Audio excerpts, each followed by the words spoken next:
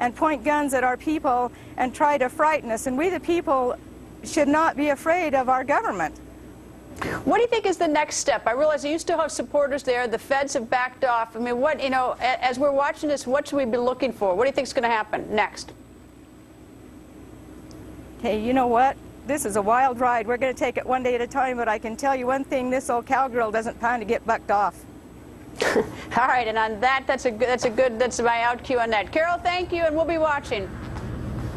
Thank you so much for having me on. Thank you.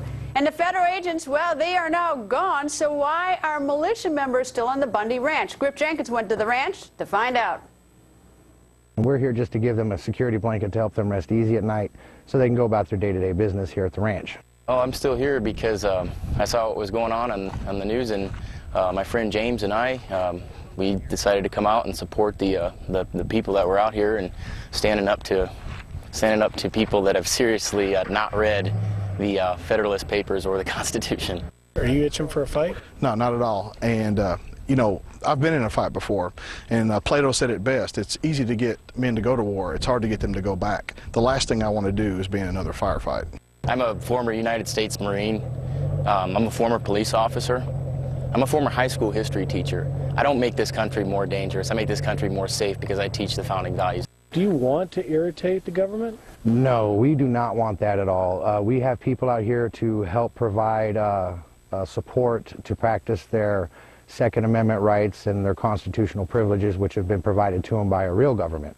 How long will you stay? Until Mr. and Mrs. Bundy look at me in the eyes and tell me they're safe and secure, and I can go home to my family and tend to my business that I got down there. We're going to continue to keep you updated on this quickly changing situation at this Nevada ranch, and tell us, though, whose side you're on. Tweet or post using hashtag Greta Bundy Ranch. Well, new reaction tonight to the Bundy Ranch showdown as critics suggest the federal response in Nevada was a case of overkill. And they say this is part of a larger pattern. They can throw an army of men around there, literally, with sniper rifles, on guys just like you are, on people just like you are. Someday, they're going to throw that army of men around you. Today is the greatest day in my lifetime. I've lived 65 years. The government just keep taking more and more federal government. Today, that's for the free men of America right there, for them soldiers that died and fought for it. This right here is the best thing I've seen, the people taking their country back. Judge Andrew Napolitano is Fox News' senior judicial analyst, and with me now, taking the country back. And we've heard so much about how the Bundys did not have the law on their side. They were trying to stand up for a principle. But more and more in the days after this, Judge, people are talking about how it got that far. And if you look deep into this ranching dispute, what the ranchers will tell you is this was the straw that broke the camel's back, that they feel this has been a culture of intimidation. And in fact, there was a piece in the Washington Times just today that used that term, culture of intimidation, seen in this standoff. My question to you is that valid? Well, the criticism is valid. It is a culture of intimidation. It's the federal government using grossly excessive force in order to resolve a dispute that you and I as lawyers know, and people watching us now should understand, can be resolved by filing some pieces of paper in a courthouse. Instead of filing some pieces of paper in a courthouse called a lien, the government says that it owes him money, and a court order validated that. You file the lien on the property. And when he passes away, the government gets to collect. When he sells the property, the government gets to collect. One of those events must eventually happen, and the government can certainly exist until the money passes to it. Instead, they are showing up with an army pointing MS-16s not only at Mr. Bundy and his family members, but at his friends, at people there to protest, to exercise the First Amendment rights, at Fox News and at other news entities there trying to take pictures of them.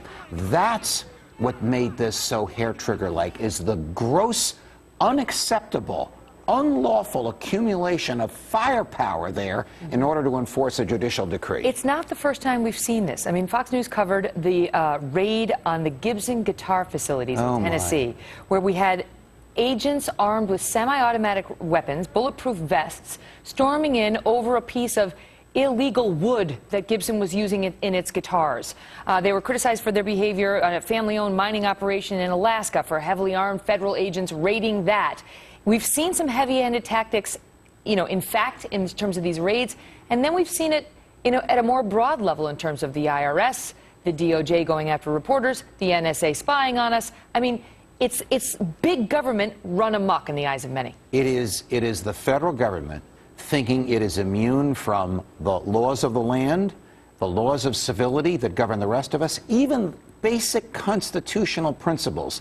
There's a vast disconnect, not only between the federal government and people like Mr. Bundy. Remember, the government is the servant, not the master. That's in the Constitution on the Declaration of Independence. That's not a political statement. That's a value judgment in the American system.